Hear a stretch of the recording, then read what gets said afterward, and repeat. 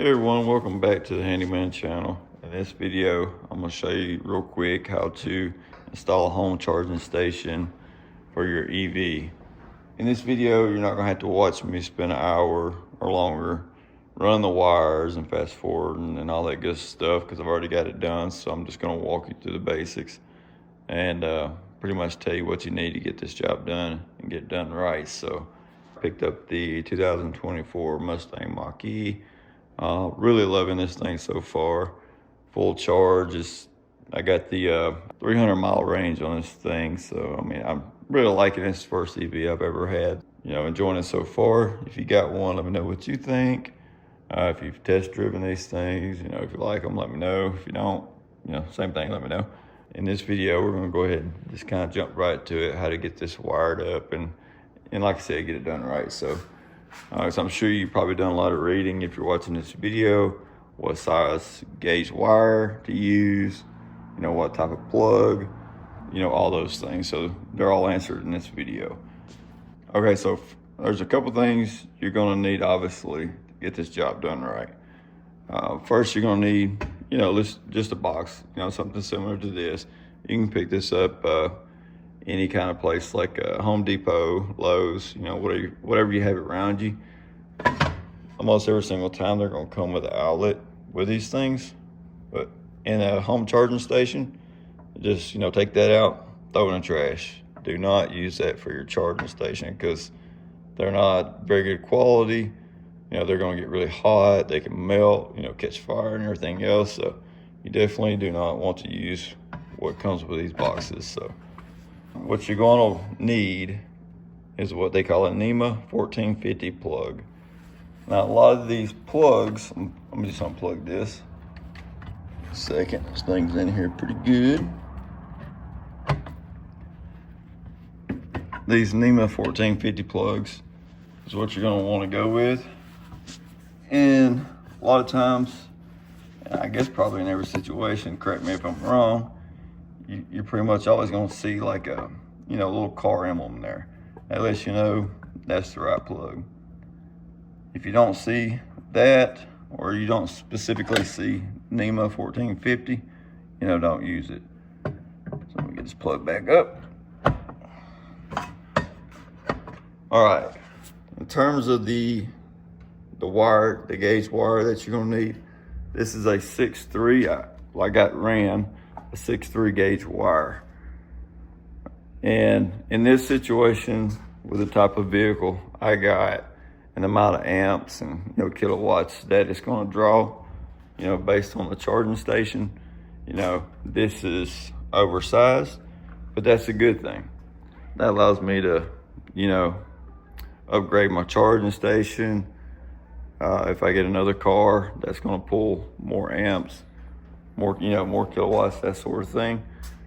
This wire's still gonna be perfect.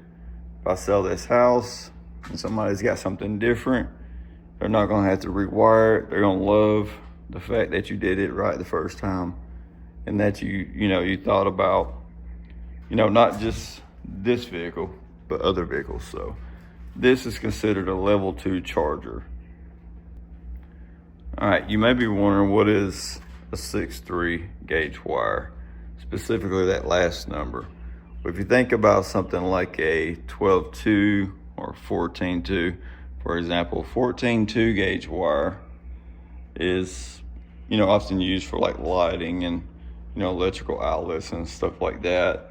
On a 15 amp breaker is where, say, like a 12'2" gauge wire is often used for, you know, an outlet that needs a little more power on a 20 amp breaker. Now the difference, you know, say that last number, that 14'2", the 2, or the 6'3" in this situation, the 3, say a 14'2" only has 3 wires in it, which would be your hot, your neutral, and your ground. Now 6'3", again, the 3 part's what I'm focusing on, is gonna have 4 wires in it. That's gonna have 2 hots, 1 neutral, and a ground. So you're gonna want, you know, the 3 for sure. You're gonna, especially with these NEMA plugs, you're gonna want in this situation, like I said, is 6-3, because you're gonna have 2 hots, a neutral, and a ground. You know, both at the outlet and at your panel. So that's what we got going here. This is 1/2 inch EMT pipe and conduit. So for that, you're gonna need what they call a pipe bender, which looks like these right here. This is the 3/4. This is a 1/2 inch, which is for this camper one over here. But this is the 3/4, what you're gonna need to run that 6-3 through. I didn't have any problem running that size gauge wire through there. It helped to have some, you know, lubricant to pull it through, but it wasn't, you know, too tight or anything like that. So the 3/4 works good for that. Now, some people might watch this video, you know, that's, you know, used to run this, you know, MT conduit piping and stuff all the time, you know, and they'll say that, hey, you know, you didn't bend the pipe up here. It's, you know, that's just aesthetic to me. But what I mean by that is a lot of people, you know, will keep this pipe, you know, flush up against the wall and then just slightly bend it back out and up, just so it stays nice and even flat against the wall up here as you run it up. But as you can see, there's not that much of a gap there. So, you know, I didn't worry about doing a bend here. Ignore, you know, the wires. I don't, you know, my charging station, I don't have it coiled up right now, but so basically that's it right here. So let's go ahead and jump over to the electrical panel. As you see, you know, I got it running down, coming up. And then before you do anything in here, obviously, you know, make sure your power's cut off. You don't want to get hurt or anything like that. Here, you can see, I'm gonna go ahead and show you this 6-3 gauge wire. So you can see what I was talking about a while ago. You got your 2 hot wires, your black wire and your red wire. The white wire is neutral. And obviously the open copper wire, that's your ground. And that's what I was referring to a while ago when we were talking about the 3 portion of the 6-3. Now the 6 refers to the thickness of the gauge wire. It's always better to oversize that wire than undersize it. If you undersize it, for example, it'd be ridiculous for me to put something like a 10-2 or sorry, you know, a 10-3 on something like this, because, you know, if you're drawing too much amperage, this wire's gonna get hot and catch fire, all that good stuff, if your breaker didn't work right. So always use the correct size gauge wire, and when in doubt, it doesn't hurt to oversize it, especially like I was saying earlier, if there's a possibility that you may draw more amps, you know, on down the road. So here we go. That's that here.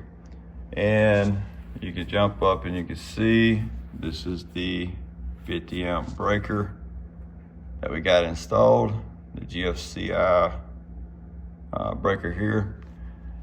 Down here where I live, these things are ridiculously expensive, but because this is in an open garage, you know, we need to have that circuit protected. So we got that popped in. And off to the right, you can see here the 2 hot wires connected to it. You know, the red and black wires. Right behind it is still connected to the same breaker here is, sorry, I was trying to look while I was doing this, but let me get it focused in. Anyways, you can see the white neutral plugs into it from behind. And then of course you got the curly white neutral that's built into the breaker itself. That's going to connect directly to your neutral bus bar. So in my case, the square D, it's got 2. You know, I got one on this side for convenience. And then the only thing remaining is your copper ground, and then your ground bar is right here. You can kind of see it right there behind all the wires. You just connect your ground directly to that. Once you got that, you can flip your power back on, and then you can turn your breaker on, and you'll be good to go at that point. Pretty straightforward. The big takeaways and really the most important thing, sorry about the finger there, is making sure you size this correctly. In my situation, since I went with the 6.3 gauge wire, I'm good to go. I'm not drawing, nowhere near 50 amps, and it's also allowing me to upgrade later and not have to go through replacing all these wires again. Just be sure, whatever EV vehicle you got, that you're making sure that your size gauge wire and your breaker, and everything like that, and your plug, or not your plug, your outlet, all that's correct. So just check your local codes. I know everybody's local codes can be different, how they do things, but here where I live down in Alabama, this is good to go. The most important thing is just to make sure, you're doing everything correctly and safe. So got your power off. Make sure you use right size gauge wire. Again, 6.3 here. Make sure you use an approved outlet for your EV charger, the NEMA 1450, and you're gonna be good to go. So I've had this installed a while.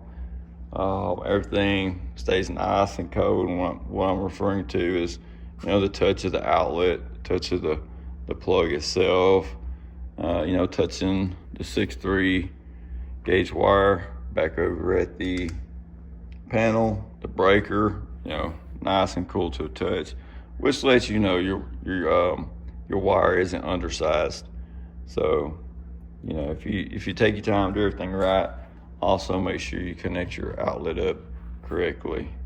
Just look at the diagram that comes on it. It's gonna have a place for the two hots, the neutral and the ground. So make sure you get all that done right and you'll be good to go. If this video helped you out, be sure to give me a thumbs up, subscribe to the channel, and let me know if you have any questions. Thank you.